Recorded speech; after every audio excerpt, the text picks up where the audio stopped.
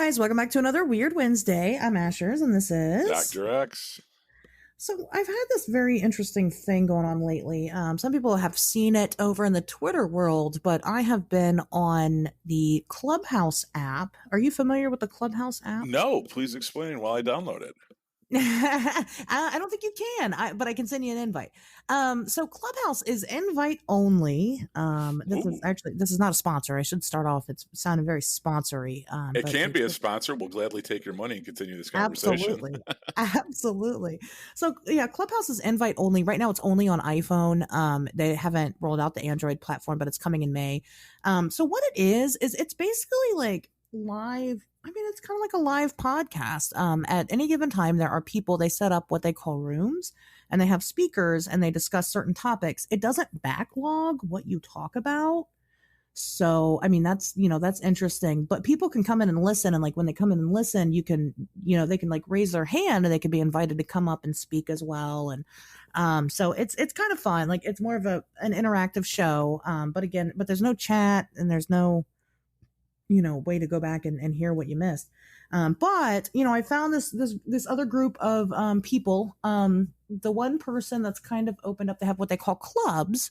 And so if you join a club, and I think I have a really rough understanding of this, and this is a really long-winded story for what I'm going to tell you about it, but I think that when you join a club, there's certain people in the club that can then run rooms and advertise it like through the club. So like if you're in the club and you're not a speaker, you'll get a notification that a speaker within the club has a room open or something.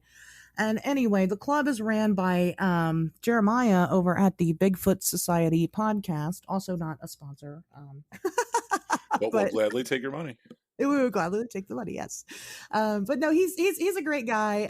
But they're all a bunch of really neat people, just a bunch of cryptozoologists.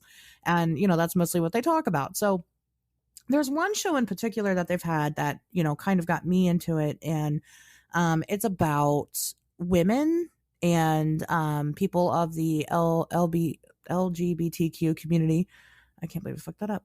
That are also into cryptozoology. And so it's a very, inclusive kind of eye-opening experience. Now they run more than just that. There's more, shows or whatever than just that.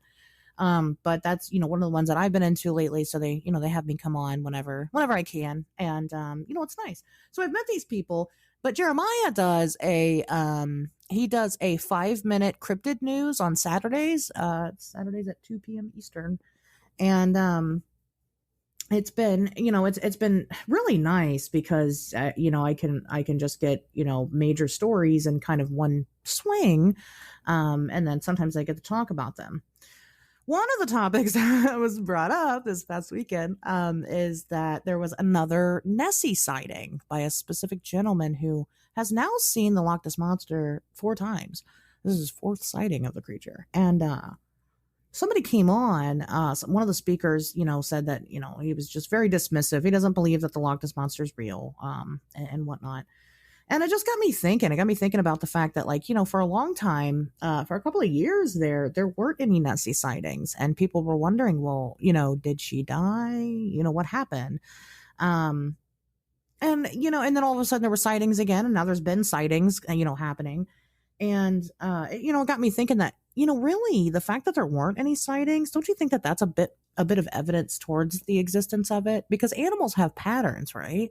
Maybe she left to go, I don't know, have sex with another Nessie and make little Nessies. And, maybe they breed in different areas because they can leave the loch, I believe, right? I'm flattered that you think I know the answer to that. I'm pretty sure they can.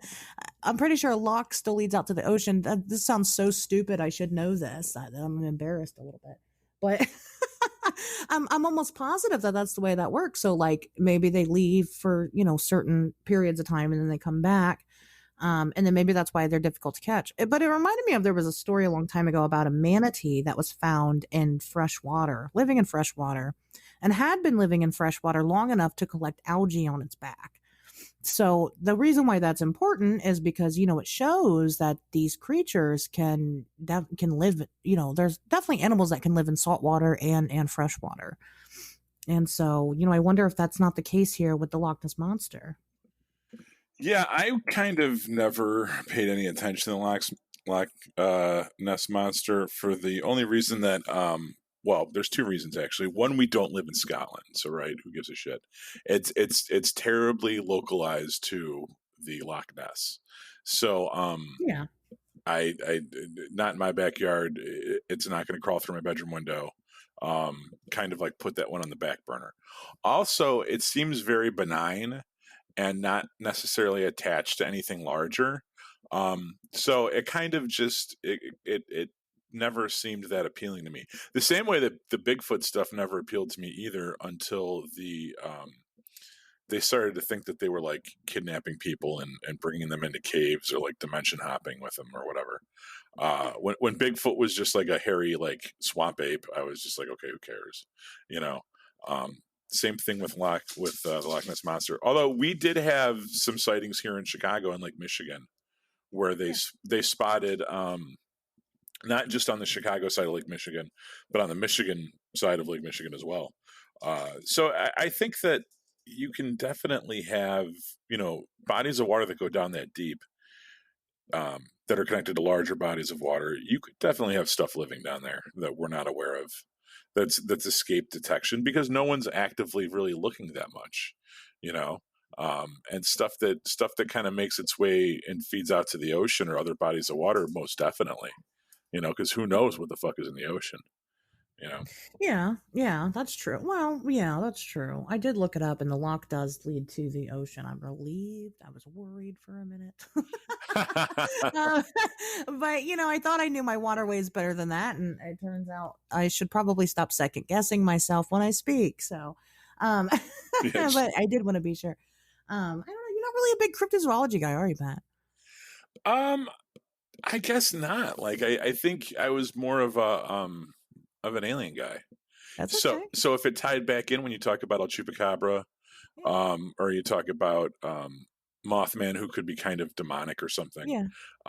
that stuff all rang my bell more than just Like Bigfoot and sea monsters. yeah. And... There's a weird animal over here that no one really found out about until now. That's okay. There's nothing wrong with that. There's nothing wrong with that. That's, Yeah. we definitely need the different perspectives at play. But no, I just thought, I don't know. I just had that thought. I mean, I don't have the energy. Lake monsters are my favorite. They are. But I don't have, and again, I know you guys are screaming Mothman. I know, I understand, but he's not my favorite. We're married to each other. Your husband can't be your favorite.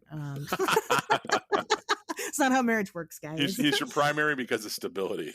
Right. Not, Yep. That's not for sexiness. yeah. Well, I mean, he's pretty sexy still, but my the sea monsters are definitely that side piece that I plan to keep around forever. So, but yeah, so that I just thought that was fun to think about, and but I don't have the energy to really get into studying lake monsters at the moment. I'm hoping that I will retire into that one day. That is, my retirement plan is to hunt sea monsters. But so yeah, I wanted to kind of mention that. Now this week, something relatively large is happening. I don't know. God damn it, I keep saying your name. I suck at this. Don't worry. I'm gonna have to go through and edit out every single time I use your name. So anyway, yeah, I'm not sure if you know, but did you know your birthday's this week? Somebody told me that. Yeah, that's what I've Did heard. they? Yeah. Damn, I was hoping everybody keep it a secret. Well, how do you feel? I don't know. I mean, I think that so I'm turning 40, Yeah. which is one of the milestones, and I think I feel pretty good. I haven't done everything that I've wanted to do so far in life, but I'm not exactly dead yet by any means. Yeah, you still got time. So. Yeah. It's still good. You're still good, Yeah, I've had a pretty good run, and I don't exactly feel like I'm slowing down. I don't know. I know that there was a time in my life where I never thought I'd make it past 30. Like that idea was like foreign and crazy to me. And I did, and I did it. I excelled at that. So I can only imagine that turning 40 is going to bring with me. It's funny, the people that are like younger than me, they seem to have a bigger reaction to it than those that don't. And those that are older than me are like, it's whatever. It's no big deal. It's just another birthday. Yeah. And those that like feel their own, that are like right on the tittering on the edge of it, are kind of like, they don't say anything because they don't want to think about it themselves. But it's the people that are like 2-3 years younger and even younger that are like, wow, so are you like freaking out right now? You know, because it's so far in the future for them that they kind of, you know, I think it's one of those things that you project on it. It's just a birthday. It's just a year. Yeah. And people have a tendency to project on it.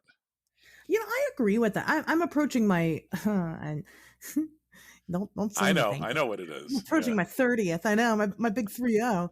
And you know, but everybody acts like, you know, oh, my friend group, you know, we're all getting to that point. So I keep seeing, and I'm the baby. Like, so I've seen everybody you know, hit that point. Everybody's like, oh, it sucks. I'm going to be 30. Oh my gosh. So like, I feel like I'm supposed to be sad about it. And well, I mean, I'm going to celebrate big, you know, but other than that, I mean, I'm sure. excited to do that. But, you know, other than that, I don't feel like it's going to matter. I think people that approach it, it's kind of like approaching the afterlife. Whatever you walk up to that threshold with is what you carry with you. And if you approach it and, you know, you see it as something to be regretful of, or, you know, a loss of something, I think that says more about you than the person or the year. You know what I mean? If I was like, oh man, my life's, you know, I'm going to hit 40, my life's going to be over. You know, that says a lot about the way that I feel about people over 40. And that's true. And that suddenly, like, all my superpowers are going to diminish when I hit that age.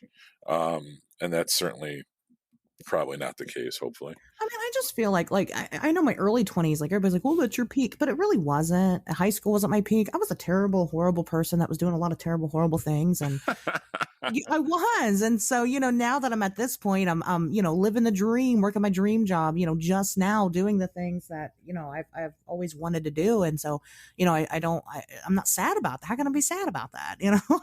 Well, yeah, I think anybody that says that something in their past was their peak, once again, it says more about them. It says that they feel that they achieved a level of greatness. And I refuse to believe anybody that says that they peaked in their teens or 20s. Like, what are you doing now that's being overshadowed by some shit you did when you were 17? Like, right. Don't get me wrong. 17 was a very good year. 25 was a very good year. 30 was a very good year. But I mean, my life is still good, you know, and I don't live some like an amazingly charmed life. It's not like I just won the fucking lottery.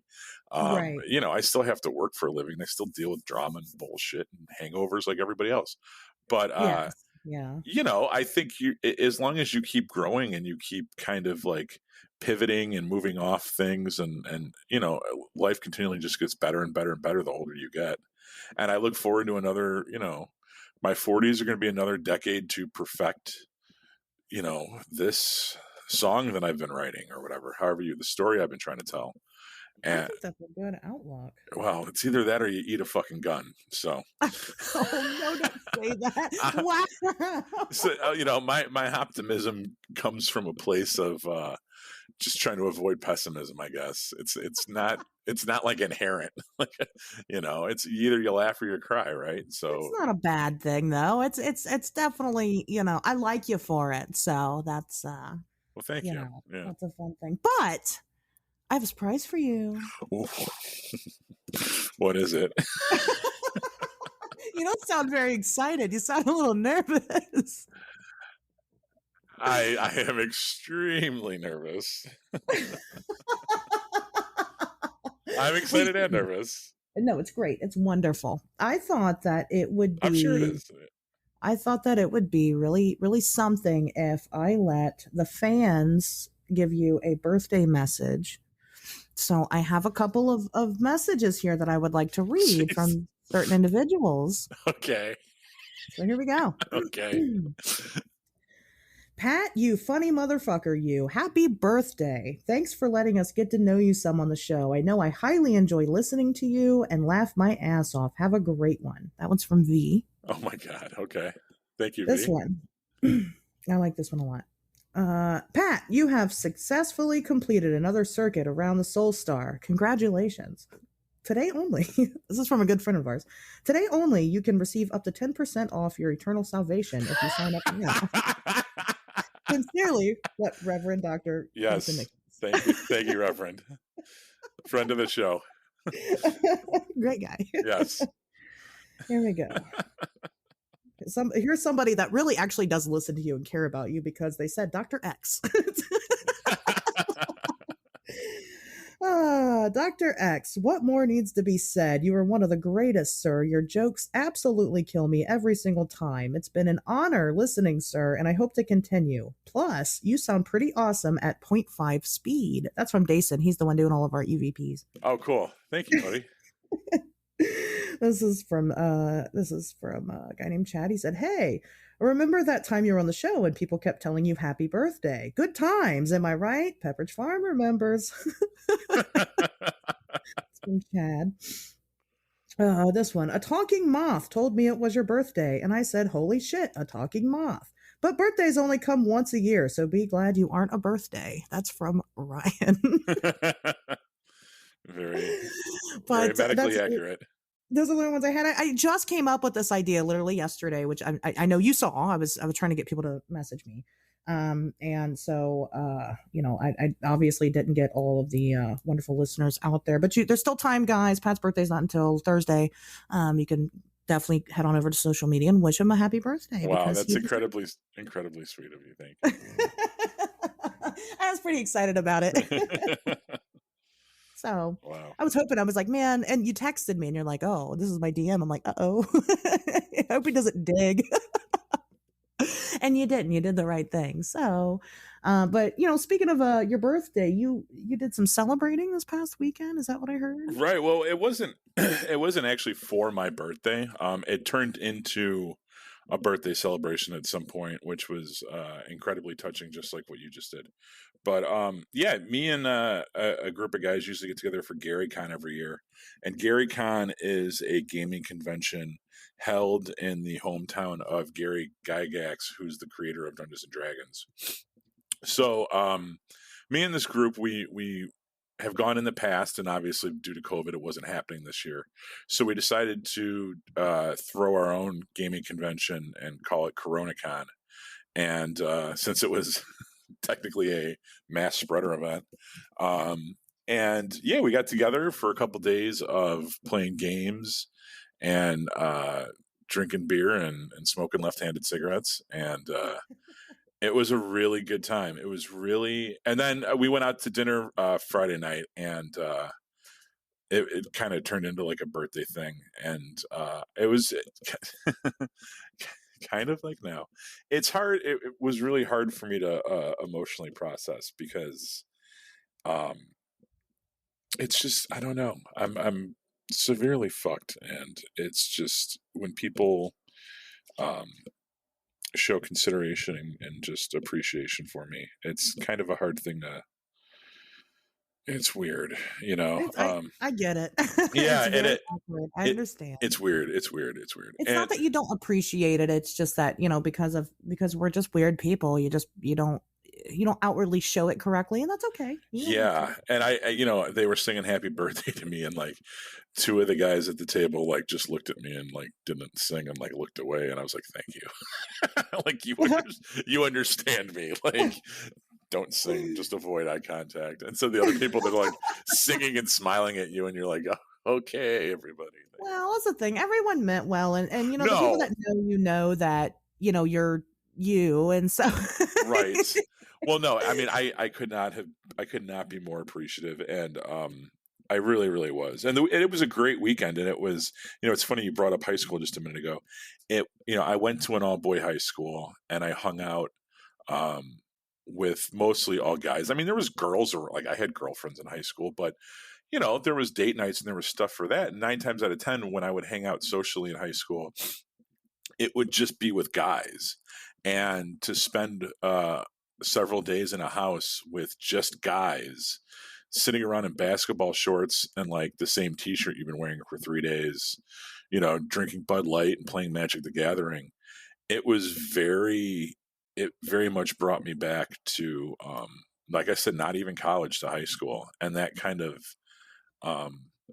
just that free, it was nice to have friends again, because you get older and you become a parent, and there's so many other things to do that, like we hang out, like I would, obviously me and you were friends, but like, even then it's just kind of like we're making something together, we're doing something together, we're friends, but there's also kind of like a business aspect to what we do. And just to like hang out with dudes and watch Shazam and like talk shit, or play Vampire the Masquerade and make Stevie Nicks and Fleetwood Mac puns for 45 minutes at 2 a.m. Like it's just random shit like that you get to do. And it was this weird male bonding. I don't even know how to describe it. It was like, it was kind of like the real world, because it was 10 dudes trapped in a fucking house together. And it was male bonding, and there was a lot of partying, which I'm going to tell one story from the weekend, and it'll launch us into this week's topic. But yeah, it was a really, really fucking good time. And it was something that I needed so much more. And I almost didn't go because of all the drama I have with work right now. But it was something that I needed so much more than I realized that I needed. That type of connection and that type of decompression. And we were up in the woods, so it was that there's that aspect of it too. I was texting you that one night, like, if I don't get abducted by aliens, then aliens are not real, because this is the perfect scenario for me to go floating out of a bedroom window right now. But yeah, it was a really, really, really good time. And I was very, very thankful. I know a couple of the guys are probably going to be listening, because I was pimping the podcast and on Twitter and stuff. Yeah, I don't know if you saw that picture of that group of guys. I did. I saw it on your Instagram. The 10 bearded guys with Hawaiian shirts on. How many podcasters do you think are in that picture? Like, think about it. No, right. It's a very non-zero number. A lot of you guys have podcasts? Well, I'm not going to give the number because it'd be anticlimactic, but we had conversations about podcasting platforms and how to do Discord and the difference. We should do a giveaway and like let them, if you guys guess who exactly on that picture has podcast. No, listen, listen. If you guys guess correctly who exactly in Pat's group picture has podcasts, I will send you $10. I will send you $10. There's 10 guys, right? It might be 12. If there's 12, okay, I'll send you $12 or 11 or yeah, whatever. Yeah. We'll stick it with 10. Okay, I'll send you a tenner. Right. I'll send you a $10 bill through the mail if you'd prefer one that I've touched. But yes, if you people figure it out. I mean, and about a $10 bill that you had in your pocket for like 6 hours and then you mailed it. I'll put it in my boobs. I'll take a picture of it in my boobs and then I'll send it to you via mail. It quadruples the street value. It does. Seriously, if I was a chick, I would just sell my underwear every day when I get home from work. I'd be selling that shit and then putting on a brand new pair for the next day. So, in case you guys haven't caught on yet by the title of the episode and so far the material, we're going to talk about drugs this week. And it's a very fun... Well, we'll just get into it later. It's very fun. Drugs are fun, but don't go to jail over them. So anyway, so I've done a lot of drugs, right? And I've done a lot of edibles. We've made everything. We used to make all kinds of crazy shit with edibles, and I've never had a bad experience. And it had been a couple years. Once I had my child, and you know how this goes. Right. We just kind of stopped. We stopped doing all the drugs in the world. And even though I did still inject marijuana leaf into my system on the regular. I hadn't done edibles in years, and one of my friends, he makes them. And so we are taking them one night. I'm at my best friend's house and I'm like, oh, hell yeah. She's got brownies. And I ate she's like, only eat like half because they're really, really strong. I'm like, cool. So I ate like half and everything was fine. We were also drinking. And, when you're drinking and smoking, it's kind of hard to tell, what's kind of got you. But we go to bed and she's in her bed and I am on her couch and she has one of those like big, I can't think of the name of it. Her TV sits in like a case with like open doors. I don't know what they're called. You know what I'm talking about though? Entertainment center? It's like an entertainment center, yeah. But it's like big and tall and goes all the way up to like the ceiling, but it's got like doors that you open and close where like the TV is. So like you could just close the doors and TV's there. So I'm laying there and I'm really fucking high. And I start not feeling good and I start shaking really bad. And I look up kind of because where the TV stand is, it's like in this corner. And I just kind of look up at the corner and on top of the TV stand, like the top part of it looked like a black winged figure staring at me. And I've never ever, and you're not supposed to, I've never ever hallucinated while smoking pot or eating edibles or anything like that. And even then, like usually when you have when you're on some type of hallucinogen, it's usually just visuals, right? You don't usually get like actual things that aren't there. But it scared me. It scared the shit out of me. And I went and I woke her up. And I don't know, woke her up. I was like, I'm really high. she just laughed at me. She thought it was funny. So she sat up with me for a while, a couple hours, and she's like, she's like, it's okay. You can't die, so it's okay. And, in hindsight, I think I saw the Mothman. I really think I did. And I know, what's that? I was gonna say, at what age is it? Like, where was this in your? Does this predate any of your investigative work? It does actually. Yes, it does. This was back in it wasn't that long ago, but it was like 2016, and I didn't start doing this until 2019. And and one of the things that I tell everybody all the time is that the funny thing about the Mothman situation is that I didn't believe in him before any of this, and so that definitely didn't cross my mind. I mean, I know it sounds like, oh yeah, of course. Yeah. Okay. She saw the Mothman. Okay. And I'm not saying that that's what it was for sure. But that's exactly what people describe when they describe the Mothman as just a black humanoid figure, with these glowing red eyes and these wings. And that's what I saw. So I don't know, and of course, yes, I was on drugs. A lot of my investigator friends, I'll tell you, even if they do smoke pot and things, they will go out on investigations completely sober, because just in case you do see something, right. You're accused of it just being, oh, I was on drugs or whatever. So it was weird. And then I tried him again, a couple of months after. It wasn't even like a month after this situation. And we were staying in Michigan and we had a hotel room and we went to a concert beforehand. We went back and, we'd been drinking and smoking and I'd taken this and I didn't even, I took a bite. A small bite because I was scared of this brownie. And, later that night we get back to the room and we're, in bed, and there was another girl with us and her and I were both still awake. And I was, again, I was shaking. I was uncontrollably shaking. She's like, are you just really cold? And I'm like, I don't know, dude. I'm freaking out. Like, I don't know. I don't know what's going on. And your blood pressure drops and it decreases your circulation. Well, that does make a lot of sense. I mean, I couldn't tell if I was cold or not because I was so fucked up. I didn't know. And we had been drinking and everything. So, I mean, it just wasn't a good situation. So now I don't, and everybody's like, oh, you gotta have the, you gotta make it with certain, strains and blah, blah, blah. I just won't even try it now because it's just ruined the experience for me. Like, getting high is about having fun and that's not fun. So. Right. So I don't know, like I said, I don't know if it was some type of otherworldly experience. I can't say whether or not it was. I was really high. But it was interesting. That's for sure. It was very interesting. I can just, take it for what I think it might have been.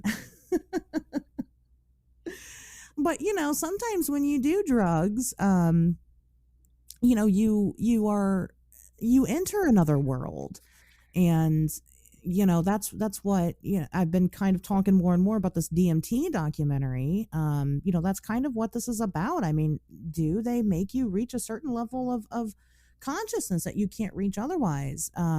There have been government experiments that they've conducted with drugs to see if they can elevate us to a different realm. So Oh yeah, the MK Ultra stuff, and yes. actually, there's a guy that just wrote a book recently about how Charles Manson was part of some like CIA acid experiments, Oh, I believe back that. in the back when he was in college. Like there's a long history of that. Once acid was invented, of course, the first thing we did was try to figure out the different ways to weaponize Oh it. yeah, yeah, You know, yeah, which is kind of a shame, because instead of using it as something to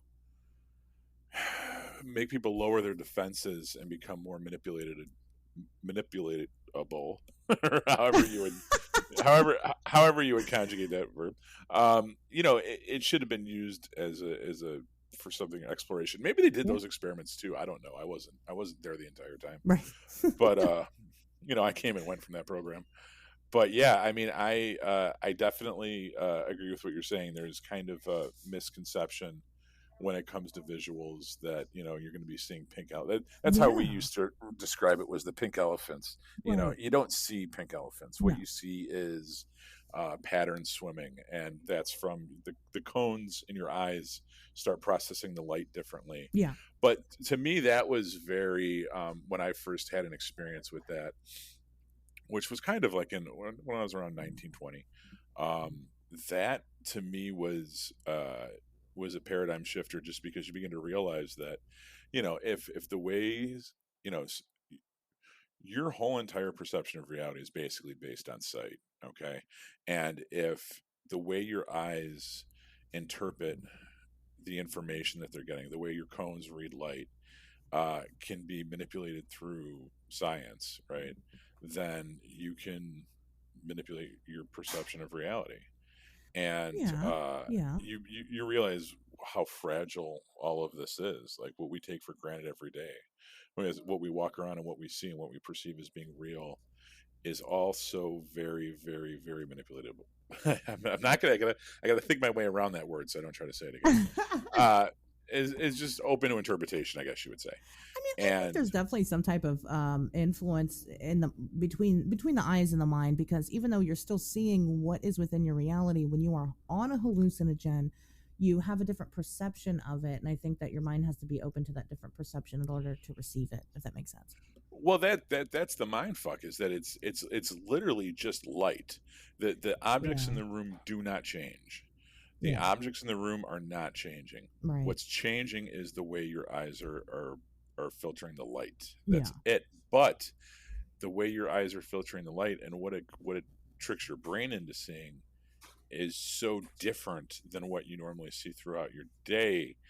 You can kind of like that equation, you know what I mean, is kind of like it speaks of larger things, I Yeah. guess, is the way I always looked at it. And there's when you it depends. A lot of people do stuff just to kind of party, and I have no problem with that. I think that you want to have a good time, have a good time.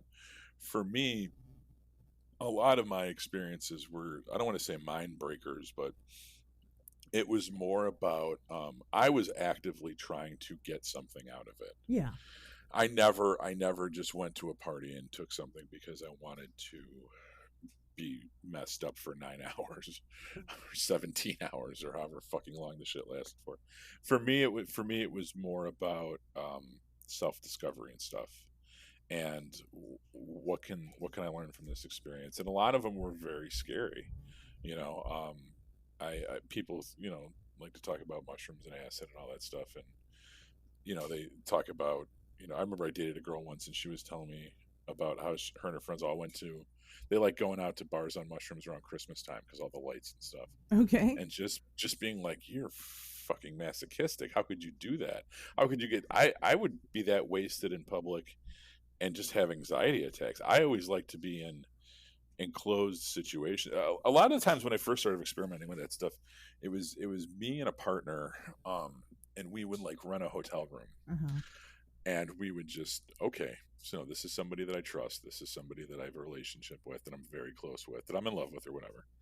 And we're going to try this stuff together. And we're in a hotel room. We don't have to worry about anyone coming in or having to drive anywhere. And we're going to do it, and we're going to ride it out for so long and see what happens next. And one of my early experiences, the hotel we picked was not exactly a Holiday Inn, or Okay. even a La Quinta or a Red Roof. Okay. It was kind of one of these places where the whole entire room's covered in mirrors and shag carpeting, and man, that was a bad idea. Yeah, I bet. Just being Yeah. being basically and what translates into a devil's box, because you got mirrors on all the walls and the ceiling, and you're sitting there and you're seeing like this infinite like echo chamber of imagery and stuff. And like I started seeing like myself in different times in different mirrors. It was like, oh man, I saw a couple different ways. I saw my death foretold a couple different ways I in those bet. I mirrors. bet you did. Yeah, I did. Fucking, that's not hyperbole. That shit happened.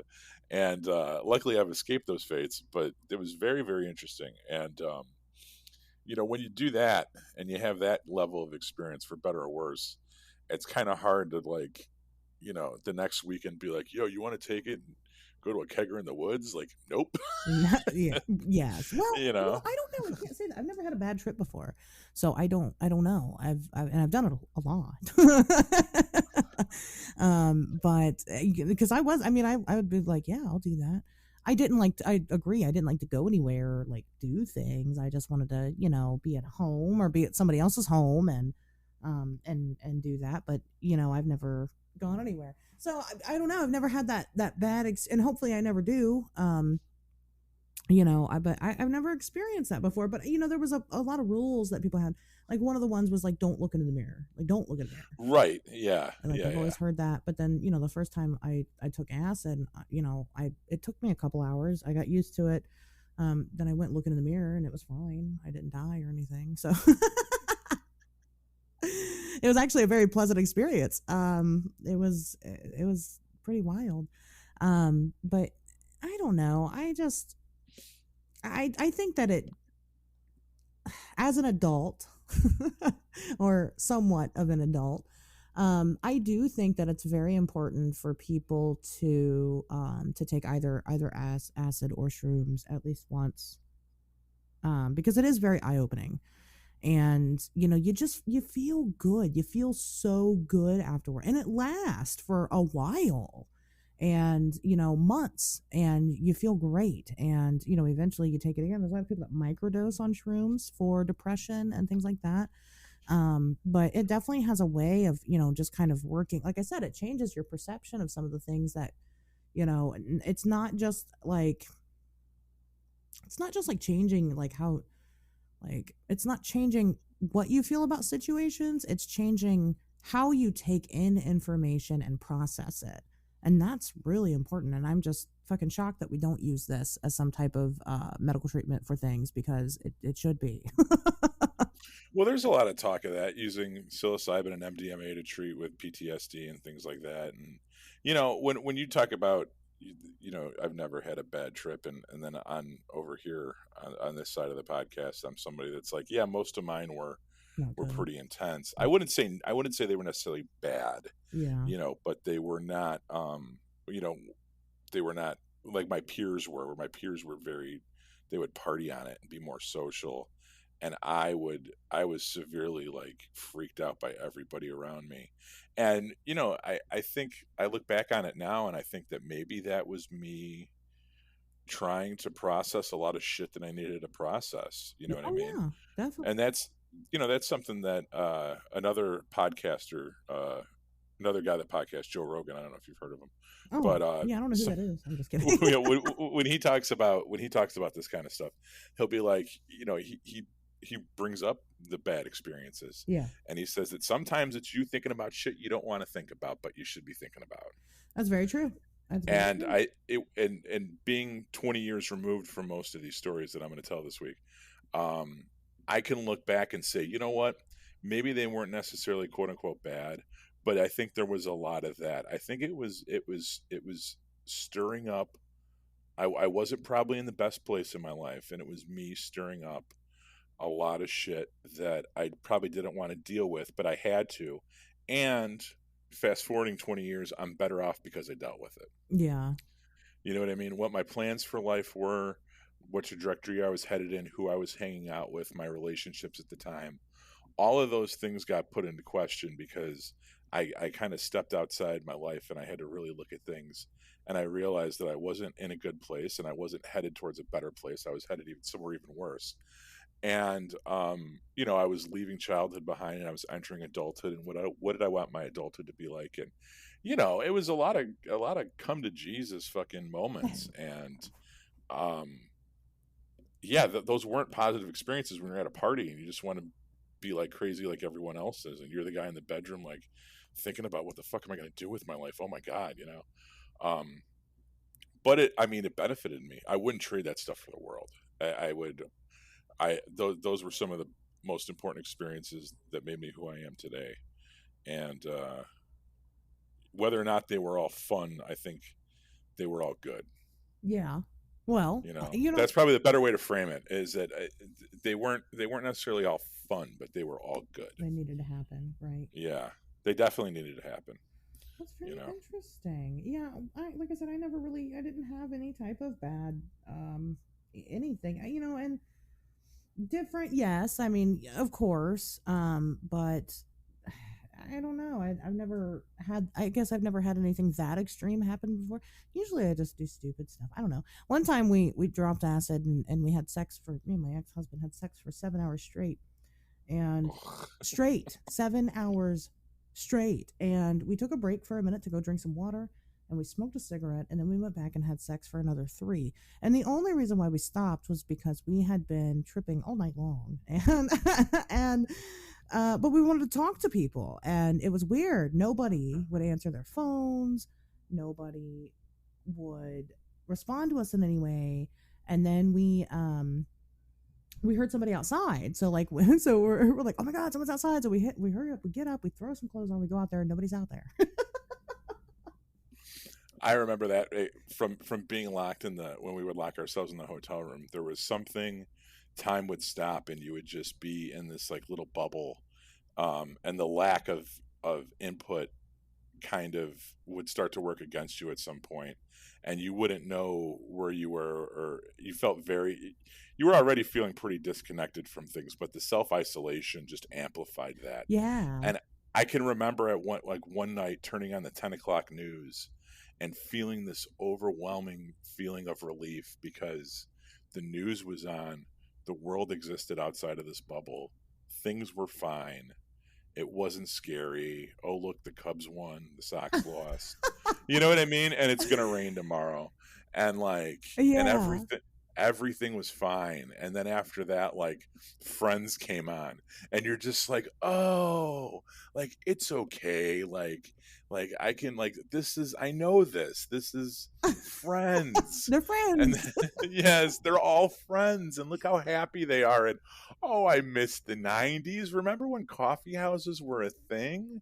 Like they never talk about AIDS on this show, and this is all pre 9/11. Like it's just fucking whatever, man. That's so But funny. Pre 9/11. Well, so that particular incident, like I said, we've been trying to call all of our friends, and we had party friends. Like we were the party people. We didn't exist to anybody that night. And so we yeah, we had a couple of hits of acid, and we just kept doing them like for like 2 days straight. Like that's all we did. And so we take some more, and everything's great when you're tripping and you're in a great mood. So we're like, it's like starting to be morning, and we're like, oh my god, we can make coffee. Yes, let's make coffee. And so we we make coffee, and we have a balcony outside, and we live on the first floor, and we're like, oh my god, let's go outside and drink our coffee. so so we did.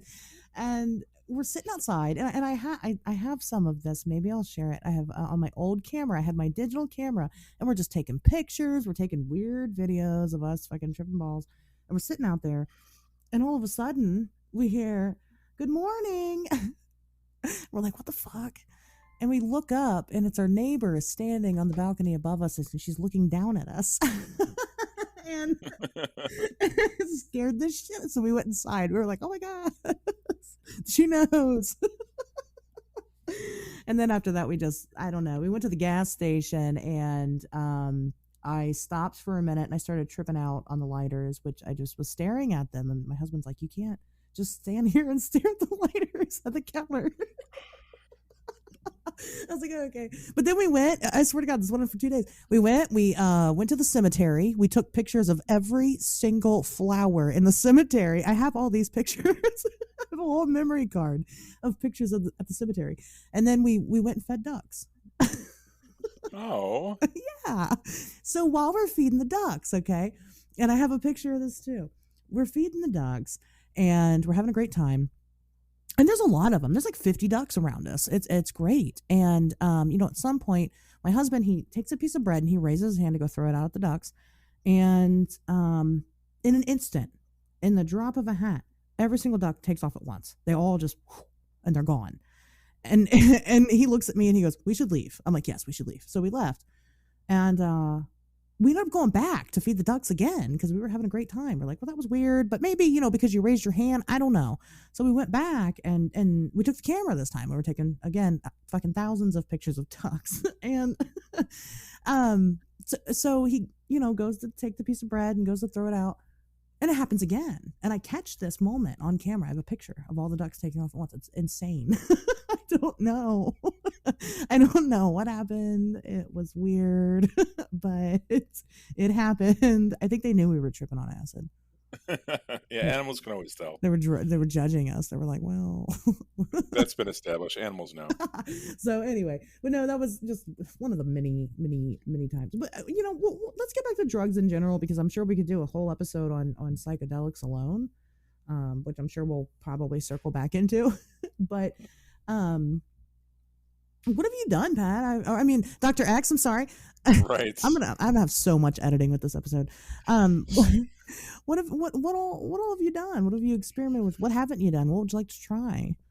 Definitely DMT. Like, I think that'll be a good one. I'm nervous about that. I mean, I want to, but I feel like I'm too old to do drugs anymore. I get that feeling sometimes. I mean, I think we talked about one of the ideas for this week's show, and obviously that didn't come to fruition. So, like, yeah, there's more pause because you're like, "Oh, I got shit I got to do tomorrow." Right. But yeah, I mean, I think that what is so appealing about that is just the duration. It's so short. It is. That's true. That I can wrap my head around. Hopefully, and yeah, so that's definitely number one with a bullet, and honestly, that's it, because everything else that I would want to, I've already been there and done that, and probably done it to excess. So, that's kind of just like the last mountain that's left to climb. Yeah, I agree with that. I don't know.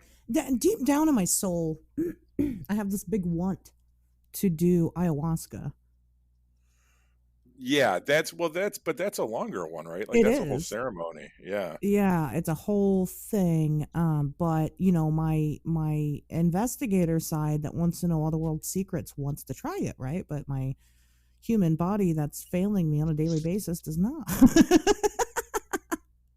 Right. But I probably, I might. I'm not gonna say never. I've not really done any hard drugs in a long time. I don't really do them anymore. I might pop a pill or something here and there, but nothing crazy. I mean, I definitely smoke pot still. I drink, but I haven't tripped. I haven't done anything like that since before I had a kid. And that was almost 10 years ago. So. I don't do that. Thank you. But then again, I mean, I started doing drugs at a very early age. Do you remember the first time you ever did drugs?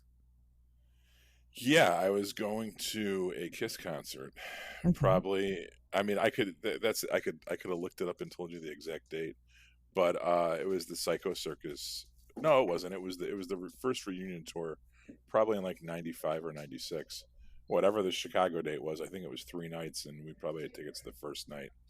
And yeah, my uncle gave us a ride and pulled something out of his sock on the ride there, and was like, "Check this out," and we did, and the rest is history. Did you have a good time? Did you enjoy it? Yeah, of course I did. But it was. I think that at the time I grew up very what I thought was very insulated from all of that. I didn't grow up in a household where that stuff was commonplace, and a lot of that stuff I think retroactively, like kind of like when you talk about your Mothman experience on the couch, Yeah. like there's if we were to sit there and tell fucking trip stories for the next 45 minutes, there'd be so many things that like were you backwards engineer explanations where at the time it was baffling and weird, Yeah. but you give it about 10 years and you're like, holy shit, I Yeah. wonder if that was somehow a Significant. precursor to this or something, Yeah. or like there's backwards vibrations and you're picking this stuff. This stuff started to manifest here and Yeah. then finally became apparent later on. Yeah, definitely I was under the impression that I was growing up in a bubble, only to later on in fact realize I was growing up in probably one of the most like fertile hotbeds for that kind of stuff that that you can imagine. But at the time you don't know, you know what I mean? And then Yeah. it was one of those things where like when my kid's walking around. What are you doing? Quit playing with the dogs. He wants to know about drugs. Yeah, well, I'm sure he's got 5 years. Hopefully, right? If you're Yeah. lucky. I started So, doing them very early on. When I the first time I smoked pot, I was with my cousin who was an adult, and I was very how old were young. you? I think I was 10, Oh 9 or shit! 10. Yeah, Remember, I grew up. My life is weird, and and yeah. one of these days I'll tell you guys about it. But for now, you just get it in pieces. And so I was, and she was a very young adult, and I'm over there, and she pulls out a joint. She's like, oh, and for them, for her and her boyfriend, this was like a nightly thing. No, she was with this guy Ben who was in a wheelchair, and so she was like his caretaker or whatever. But we're all gonna get high, and so we do. Um, and I did not have a great time. I didn't have a horrible time, but I was very paranoid and freaked out, and I couldn't talk. The only things that I could say, I could only repeat back what was said to me. So at some point, and most of the time, I just shut the fuck up because I couldn't talk. And so at one point, my cousin, her name's Danielle, she's going off on this tangent, and she just stops at the end of it, and she was like, fuck, I'm so high. And I remember looking at her with my dumb chinky eyes. I can't say that, can I? Uh-oh. My squinty eyes. and, and saying, did you just say you're high?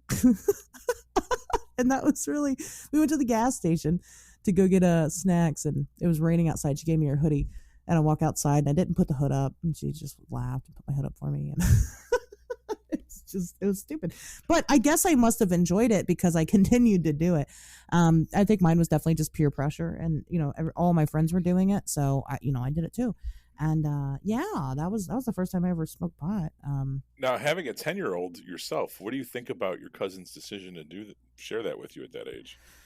Well, my child is definitely, I mean, she's not quite 10, but she's getting there. She's definitely a lot different than I was. I grew up in a very different type of situation. I had to grow up really, really young, really quickly. And so, I think that, like, if I think about my kid smoking pot in the next year, that's really weird to me because, As it should be, yeah. yeah, right. I mean, that's very bizarre. That's a good question. Of course I wouldn't accept it. And I've always said, like, if my kid's going to smoke pot, and she will, I kind of talked a little bit about our parenting and whatnot. I guess I'd rather know that she smokes pot because she's going to do it anyway. I mean, she might not. I don't think kids are smoking pot anymore. I don't know what they're doing. I'm too old. But, if she's going to, I'm not going to be mad at her for doing it.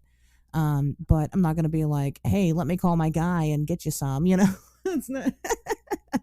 But her doing it right now, it would be very alarming. It would be very shocking to find out that my kid. And I did a lot of my drug use was I mean, pretty much as soon as I started doing it. My dad's always been a drug addict. So for a while, for a period of time, I lived with my dad, and my dad did hard drugs, and we did drugs together. I moved in with my grandmother. My life is so weird. I moved in with my grandmother, and when I moved in with her, I really started hanging out with my cousins a lot more. Well, they all drank a lot, except they also did a lot of coke, and so I started doing coke with them. I was 12, and I started doing coke with them, and then I moved in with my dad, and he'd let me do whatever I want. We'd do coke together.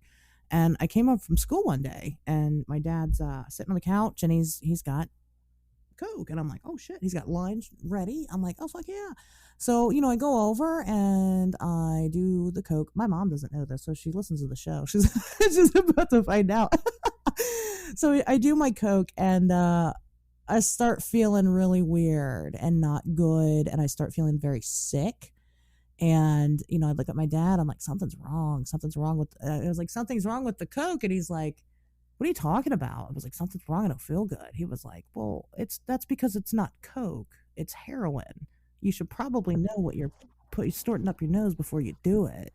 And I was like, oh fuck. So my dad gave me heroin as a life lesson. So I had a really weird childhood. This was at 13. Ultimately we got into a big fight over drugs, and I moved back into my mom's house. Yeah. And we haven't really spoken since then. He gave me a bag of weed one time in my 20s or something. He was like, I can't smoke weed anymore. Here you go. But yeah, it was, and just from that point on, I mean, I had always done drugs up until I got pregnant with my daughter. So I was never an addict, though. I was able to stop fairly easily. I mean, sure, I was sad that I had to let go of the lifestyle because I was having fun. I enjoyed doing it. But I never got sick or anything. I never did heroin ever again after that, and I never will. So I lost a friend to that. She was a girl that I went to grammar school with, and lived next door to me for most of my life. And after everyone graduates high school, most people go away, and the people that don't kind of form, like, you become friends by default. This was like, I think I'm gonna use the same explanation when I explained why I was hanging out with the monster truck dudes that would drive around the forest in their yeah, fucking truck. And yeah. so it was like one of those things where, like, we're the only people left in the neighborhood from our age, so we just kind of started hanging out. And she was in the throes of a severe heroin addiction, and same thing, she would snort it, she wouldn't shoot it up. Yeah. And I mean, she would come, like, she had some guy that she was seeing who was basically, like, I don't know if he was pimping her out or what, but she would just kind of materialize sometimes at like 1 a.m. or something, and she'd be all fucked up. And one time she came to the garage, and she was like, what are you doing? What are you guys doing in there? And we're like, go away. Like, we're partying. We're like drinking and playing Siphon Filter. And she's like, I'm so hungry. Will you let me in? And we're like, no. And she's like, will you make me a sandwich? Please, I'll let you stick your big toe in my pussy if you make me a sandwich. What the fuck? And I was like, dude, I'll make you a fucking sandwich, and we'll just shelve that offer for another time. Wow. But, like, I remember another time, like, we were sitting on my front porch and we were like drinking. It was like, a summer afternoon or something. And she was like sitting there talking to us, and the guy that she was seeing pulls up and was like, get in the car. And she was like sitting there bullshitting with us. She's like, I'll be there in a second. And he pulls off, and she's like, stop. And like, she starts chasing this car down the street, and he gets to the intersection at the end of the street, and he pulls a U-turn, and then he drives back the other way just to make her run back and follow him. And he kept doing this up and down my block like 2-3 times. And she just kept running back and forth after him up and down the block, like crying. Wow. Like, let me in the... And we were like, that dude, that's the heroin guy right there. Like, wow. Because she's running up and down the block acting like a fucking idiot. She ended up stealing a bunch of shit from my house, and we kind of threw her out, and that was it. And then she died 2 years later.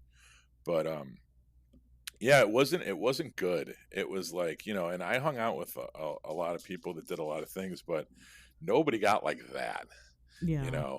And it was what I'll say about, you know, the heroin use was that it was very, there was no hiding it, and there was no reason to hide it. There was no desire to hide it. She didn't try to hide what she was, probably because she couldn't. But it was really fucking sad, and to see somebody that, like, you know, grew up with everything that you had, and that was it. And you talked to me about the first time I smoked pot. One of the first times I could have smoked pot was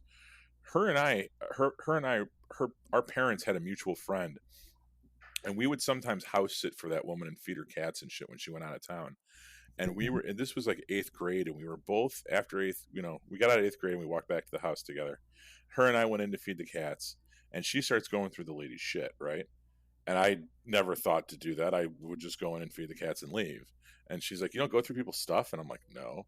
And she found a little bowl, and she goes, "Oh, cool." And she starts smoking it. And I'm like, "Can I have some?" And she goes, "No, it wouldn't work on you." And I was like, "Oh, okay." I wonder what the logic was behind that. She just didn't I want don't to know, hear. I don't know. because she said it was my first time, and it doesn't work your first time. So Okay. why? Well, then Which was get your it first time was over with so it works the next time. right, but no, she wasn't gonna waste what little she had on my first time, which wouldn't go anywhere anyway. So she just smoked it all herself, and I realized, number one, she was lying to me, and number two, you know, there was somebody who very clearly got started on that path at an early age. And now I probably had my first experience like probably a year or less than 2 years later from Right. that. So it's not like I was that far behind. But then you check in with these people 5 years later, and she's a fucking heroin junkie, Yeah. and I'm just a frat boy for the most part, like a weird punk rock one, but that's basically how I was in my 20s. I was a fucking frat boy. So yeah, that was weird. Now um we had, when I was in my band, we had a succession of drummers. One of them was a cokehead, and you want to talk about a different beast. Had no idea he was a cokehead. He never told anybody what he was doing or what he was up to. He stole from us, and when we would go on tour, if he couldn't hook up, he never brought enough with him. And then halfway through, he would inevitably start to get sick and angry and depressed. And it's because he was jonesing so bad. Unless we played in a bar and he was able to fucking score. Which, once again, we all put together after the fact. At the time, we're like, Dave's weird. Like, Yeah. why is Dave being weird tonight? He wasn't weird. He was fucking, you know, he was jonesing really bad. Yeah. But kept it, so secret and made it a point to just hide. And as someone would by that point, like I wasn't a fucking fresh babe, you know what I mean? But Right. I he hit it for me, and I should have been able to spot it if I was looking for it, but I wasn't looking for it. That's how good he conducted himself, and that's what's so interesting too, is that the different types of junkies. There's the people that are unrepentant and that are just fucking blowing dope but don't give a shit. And then you got the people that, you know, almost the only thing they seem to love more than doing it is keeping it a secret from everybody else. And it's this thing that they do that no one else knows about. And that's almost maybe part of the addiction, is the facade, you know? And then maybe for some people, part of the addiction is the lack of a facade, is just the 100% who I am. Crackheads. So I know this is exactly the format of the show we were going for this week, but fuck it, let's talk about crackheads. I worked with a crackhead once, and you know how you know somebody's a crackhead? Because they will tell you, and they'll tell you that they're a crackhead the same way they'll tell you what color their shoes are or what they had for breakfast that morning. They don't give a shit. I was a waiter at a restaurant, and there's this new guy that started. His name was Frank, and he was standing next to me in the back of the house, and we're looking at our tables. And he goes, "Pat, what are you doing after work tonight?" I'm like, "I don't know, probably get some beers and go hang out at somebody's house." And he's like, "Man, I'm gonna get out of here. I'm gonna catch that 47th bus. I'm gonna pick me up some crack, and I'm gonna go home and play the new Madden." And I was like, "Really?" He goes, "You play Madden?" And I'm like, "No." He goes, "You smoke crack?" I'm like, "No." He goes, "Dude, smoking crack and playing Madden is my favorite thing in the world to do." And I was like, "Okay." Like, and that was Frank. He would talk. He had no qualms about it, and he was more or less functioning. He worked at that restaurant until the day that he was waiting on a table, and it was a woman that took out her dad who had like Alzheimer's or something, right? Okay. And the lady takes her dad out for lunch. She has to go take a shit. She gets up, she goes to the bathroom to take a shit. She leaves the dad alone. Frank doesn't know that the dad has Alzheimer's. He's an old white guy. He doesn't think much of it. Goes over and says, "Sir, is there anything else I can get you? Are you ready for the check?" And the man takes off his like solid gold Rolex and goes, "I want to give this to you because you've been such a good server." And Frank looks at him and he looks at the watch and he's like, "Is this real?" And the guy's like, "I got that from retiring, blah, blah, blah." Gives him this fucking speech. And Frank says, "Okay." And he stands there for a minute and he thinks about it and he realizes that watch is worth more than what he'll make at that restaurant for the next, if he were to work there another fucking 5 years, right? Yeah. So what does he do? He walks out of the restaurant and he gets on the bus and no one ever saw him again. Wow. Didn't come back for his last check. Didn't do anything. Just realized this is it. This is the big score. It ain't getting no bigger than this. I bet he bought a lot of crack with that. I hope he got at least fair market value for that watch. And he didn't just get like 3 days worth of crack. I hope he got like at least 3 weeks worth of crack. Well, I mean, wow. Okay. Well, I you know what? I would do the same thing though. With the watch? Yeah.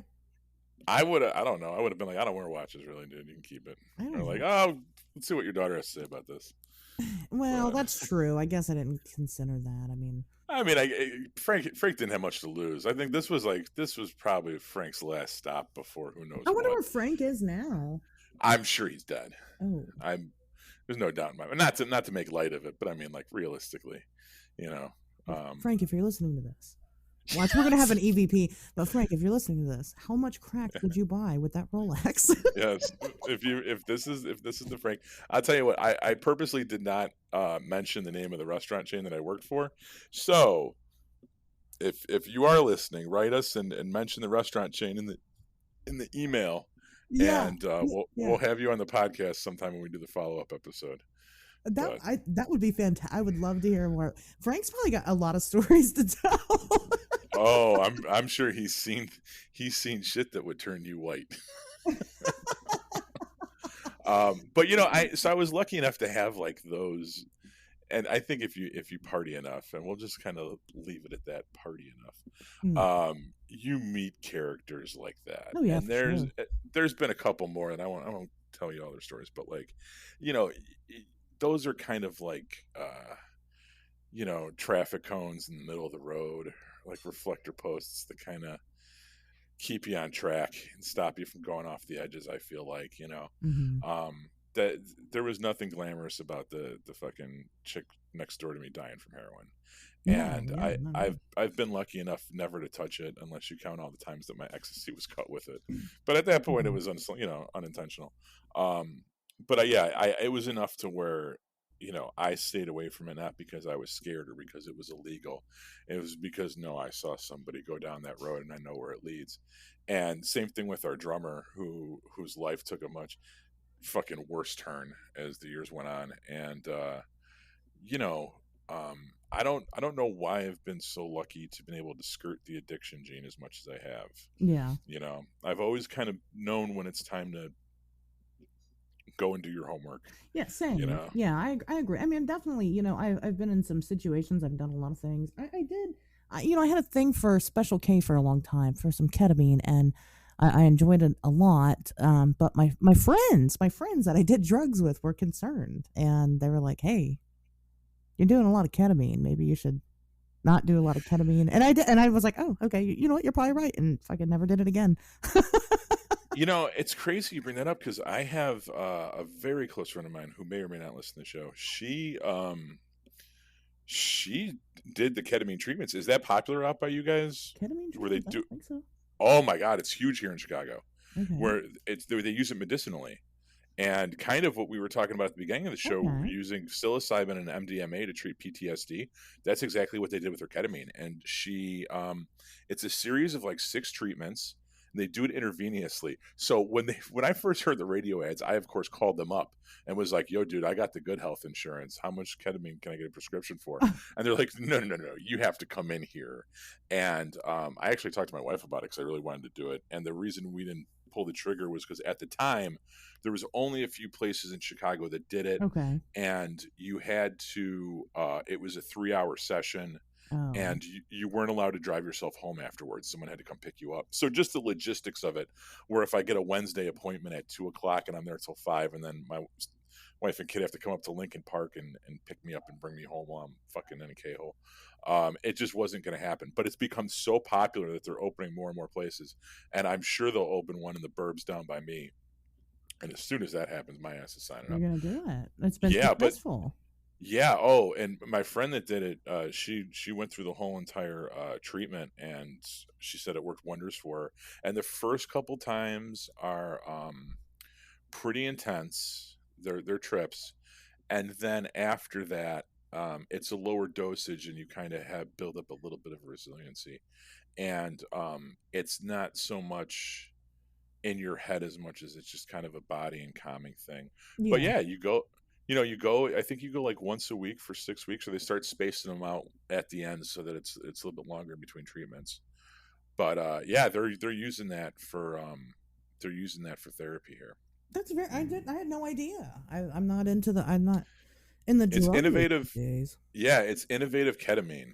That's the outfit that's out of Chicago that does it right now. I mean, they have a website and everything. Like Yeah. I totally looked into it and like talked to these people on the phone because I was like, oh my god, let me get on this You're not just to just going get to on some back this. alley somewhere. They're like, I got what you need. Right.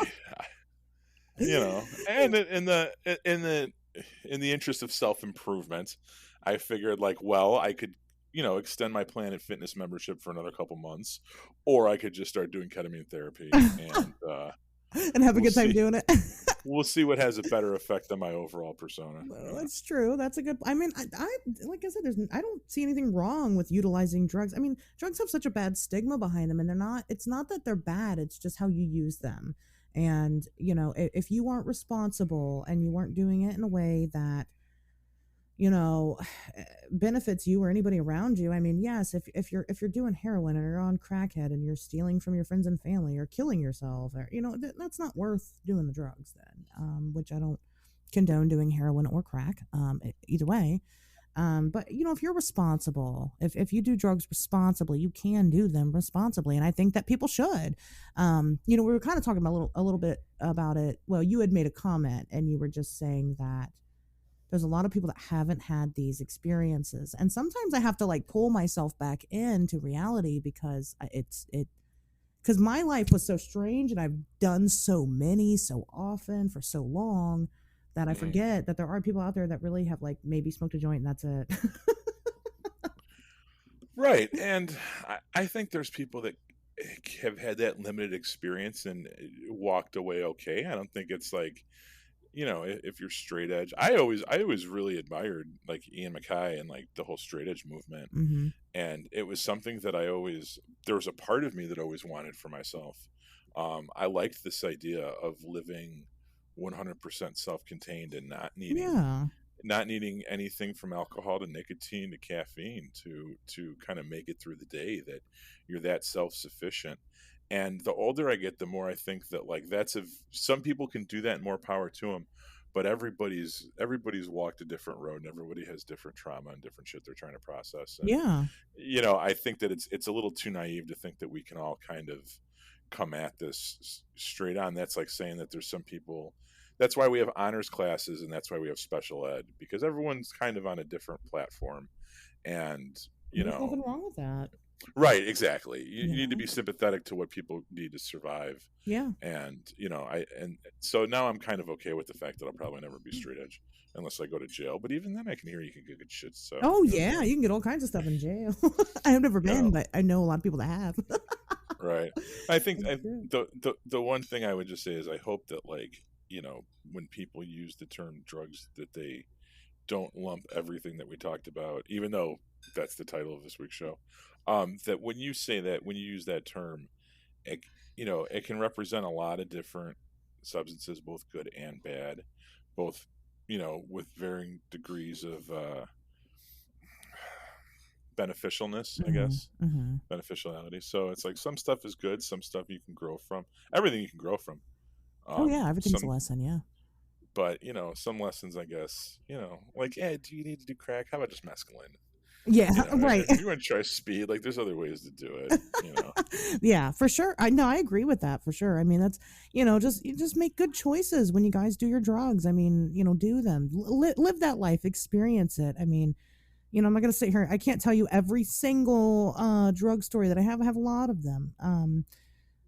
And I'm not going to preach to you and tell you what to do and what not to do, but I'm happy overall that I had the experiences that I had. I mean, it helped, shape me into the person that I was. And in some, strange form, I mean, if you guys can't tell by now, I had a really terrible childhood. And, sometimes, doing drugs was survival. It was the only way I could make it through the day. And does that mean, was I addicted then because of that? Nah, I wouldn't say so. But it got me to where I am now, and so it's just a part of who I am. So I'm not going to endorse and tell you guys to do drugs. I'm just going to tell you that if you do drugs, do it responsibly, please. I would just say, don't let anyone tell you what not to do. Yeah. I'm not going to tell you what to do, but when someone says don't do that, try it anyway. and then just never do it again. Do it twice. Right, because maybe the first time you didn't take it off. That's right. Especially that's why I honestly I think that a lot of my negative experiences come from the fact that I've always been like 6'4", like 250 to 300, yeah. and I've always just been like, well, I better take double because I'm a big dude. Oh no. And then no, not necessarily. It could be. It definitely could be. I mean, you got to find your happy medium there. But research. You know what? If you guys really, if there's something that you guys really want to try drug wise, research it. There are places on the internet where you can find people talking about specific drugs and things like that. Ask people their experiences. Talk to people about it. Find a buddy that's done it before and have them babysit you or help you out. Or I've never done drugs. I have never done it by myself. I won't. I think I smoked pot by myself once, and that was the last time I've ever been inebriated alone. And so that's my go-to. That's how I ensure that I have good time. But yeah, definitely research it and know what you're getting yourself into beforehand. So I don't know, how about we do MK Ultra very soon? Yeah, I actually started making a list in the beginning of the show of show topics that we need to get into, and MK Ultra is one of them. Loch Ness Monster, cattle mutilations. Yeah. I found a guest that I think might actually come on for once. And we're gonna have V back on. I'm hoping. I'm not gonna make any promises, but maybe next week she might come back. That would be awesome. Yeah, definitely. I think especially because I can't wait to hear what comes out of this episode. It's just so weird. But yeah, maybe we'll talk about that next. If you guys have show topics, you can definitely suggest them. We'll take them. I am working on getting. We have a website. It's not launched. And I'm trying to work to get that launched. And once that happens, I feel like it'll be a really good ground zero for you guys to share your paranormal experiences, which we definitely want, or your cryptid encounters or whatever weird stories you have. You tell it to us. We'll share them. We might even have you on the show to share them yourself. And also to, input show topic ideas, things you guys want us to talk about, things like that. It'll be lots of fun, but it's coming. It's just, it's a work in progress. So, and I've got other things going on at the moment. So, but we'll get there. But anyway, you have anything else to share before I cut this off? No, that's all I got for this week. Well, happy birthday. This is the last time everybody will get to hear from you before you're 40. Awesome. We'll check in with you next week and see how you feel. Sounds good. All right, guys. Well, we will see you next Wednesday.